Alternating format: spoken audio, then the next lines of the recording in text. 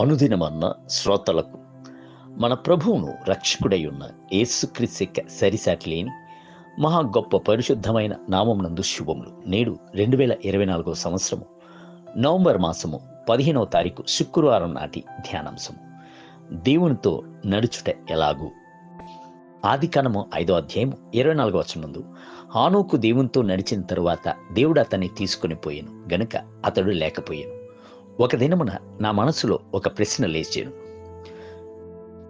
Bible గ్రంథమునందు చోటు చేసుకుని ఉన్న ప్రవక్తలు, యాజకులు, రాజులు, పరిచారకులు మొదలగు వారిలో నీవు ఎవరి వలె ఉండుటకు కోరుచున్నావు అనుటే ఆ ప్రశ్న. అట్టి తలంపు నాలో రాగానే కొంతసేపు ఆలోచించాను. నా మనసు హానోకు అను భక్తునిపై మళ్లించబడింది. కారణము, హానోకు దేవునితో నడిచెను అనుటే ఉండెను. బైబిల్ గ్రంథమునందు 3 స్థలముల యందు మాత్రమే, అది మొత్తానికి 8 వచనముల యందు మాత్రమే ఆయన గూర్చి చదువుచున్నాము. అయితే ఆయన యొక్క జీవితము మన ఎదుట ఒక సవాలుగా ఉంటున్నది. ఆదికాండము 5వ అధ్యాయము 21 మొదలుకొని 24 వచనములు, హెబ్రీయులకు రాసిన పత్రిక 11వ అధ్యాయము 5వ వచనం, మరియు యూదా పత్రిక 1వ అధ్యాయము 14 మరియు 15 వచనములకు మొదలగు 3 స్థలముల యందు మాత్రమే ఆయన గూర్చి సూచనలు కనబడుచున్నది. హానోక్ అను మాటకు ప్రతిష్ఠ చెయ్యబడిన వాడు అను అర్థమునై ఉన్నది. అతని పేరు ఎట్టిదో అలాగనే అతని గుణములు సూచించుచున్నది అని బైబిల్ గ్రంథము సెలవిచ్చుచున్నది.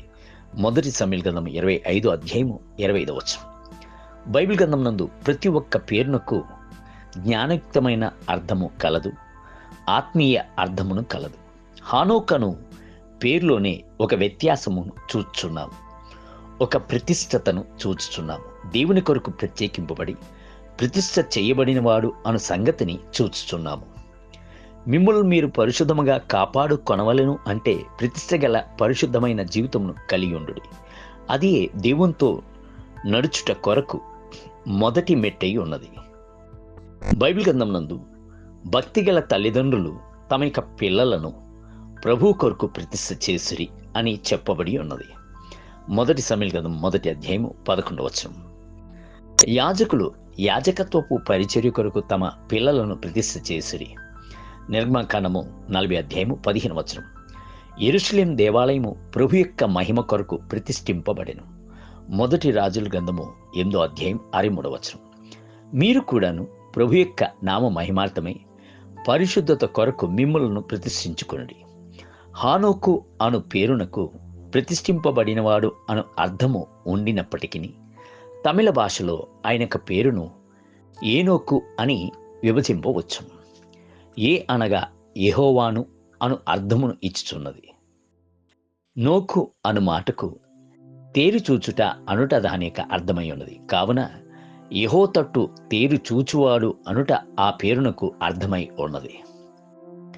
ప్రభువు కూడాను మిమ్ములను ఏనోకు అని పిలుచుచున్నాడు. భూదిగంతముల నివాసులారా, నా వైపు తేరి చూడండి, అప్పుడు రక్షణ పొందుదురు. యెషయా గ్రంథము 45వ అధ్యాయం 22వ వచనం.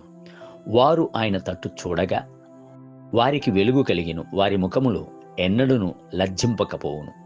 34వ కీర్తన 5వ వచనం. ప్రతి వాడును దాని వైపు చూచి బ్రతుకును. సంఖ్యాకాండము 21వ అధ్యాయము 8వ వచనం.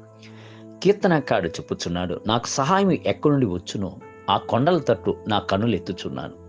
భూమి ఆకాశం సృజించిన యెహోవా వల్లనే నాకు సహాయము కలుగును. 121వ కీర్తన 1 మరియు 2 వచనములు. దేవుని బిడ్డలారా, మీకు సమస్యల, పోరాటముల, మనుషుల తట్టు తేరి చూడకుడి. మీకు సహాయం వచ్చు పర్వతమై ఉన్న ప్రభువునే తేరి చూడండి. నేటి ధ్యానమునకై మన దేవుడైన యెహోవా మనలను కరుణించే వరకు మన కన్నులు ఆయన తట్టు చూచుచున్నవి. 123వ కీర్తన 2వ వచనం. నేటి వేద పఠనము ఉదయం ఇర్మియా గ్రంథము 1 మరియు 2 అధ్యాయములు, సాయంత్రం హెబ్రీయులకు రాసిన పత్రిక 11వ అధ్యాయం 1 మొదలుకొని 19 వచనములు. ప్రభు మిమ్ములను దీవించునుగాక. ఆమేన్.